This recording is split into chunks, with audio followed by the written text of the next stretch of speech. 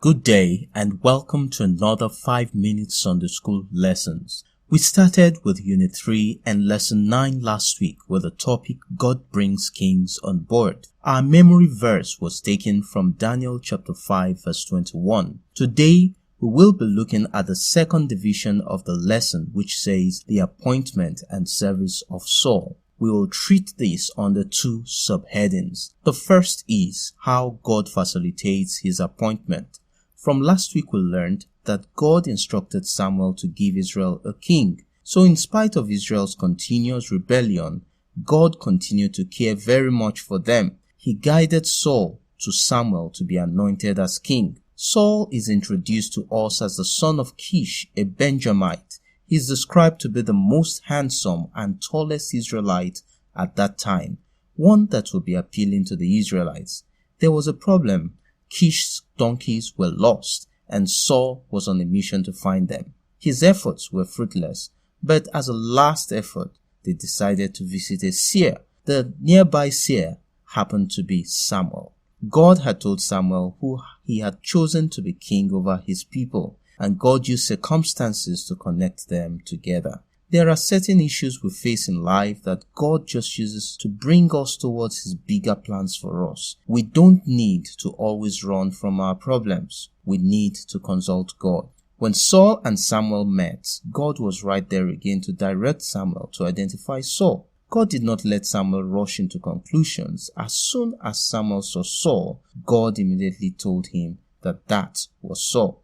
When our hearts are tuned to God, we will be able to discern his will and know what direction he is leading us towards. Samuel told Saul not to be concerned about the lost donkeys that was his cause of worry, telling him that they had been found. His concern should be on the higher assignment that God has for him. Quite similar in message to Matthew chapter 6 verse 33 that says to first be concerned about God's kingdom and his righteousness, and all of these things will be provided for you as well. God wants us to be concerned first about our higher calling than any other matter that could cause us worry, because he is willing to take care of them. What are your major concerns today?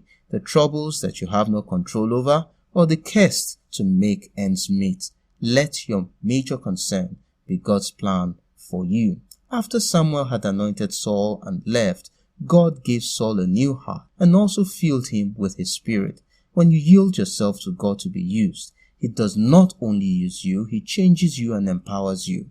When Saul was later presented to Israel, he was accepted by a majority. He fit into the kind of person they wanted. God gave the people the kind of leader they asked for. Now, God would later use Saul to achieve many more victories for Israel. The second part, how well he cooperates with God.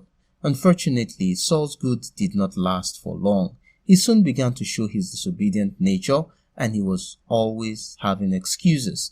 The Philistines had come with a large army against the Israelites, who became highly terrified. Saul had tarried in Gilgal, waiting for Samuel to come and offer some sacrifice. Samuel was late in coming. Under the pressure of the fear of being abandoned by the army, Saul hurriedly offered the sacrifice without Samuel. But Samuel later told him, "You have made a foolish choice. You have not obeyed the Lord's commandment. Had you done that, the Lord would have established your kingdom over Israel forever." So, although Saul was the first king in Israel, his throne was not forever established because of his disobedience. One lesson to learn is that as leaders, it is common to become hard-pressed to make certain decisions. However, it is wise to wait on God and make a decision pleasing to him. Saul's disobedience continued, and in 1 Samuel chapter 15 verse 23, Saul was rejected by God as king after he disobeyed God's instruction to destroy everything that had to do with the Amalekites. Saul could no longer hear from God to the extent that he had to seek witches to know what to do. He would later die shamefully in battle. God gave Israel what they wanted, but it was not the best for them, and they faced the consequence. Our lessons learned. When God permits us to have or to do what we want, it may come with grave consequences. It is best to seek and wait for his perfect will. 2. God desires our obedience. It is critical in following and relating with Him. With this, we come to the end of lesson 9. We'll meet again next week as we continue with the next lesson. Till then, have a lovely week ahead. God bless you.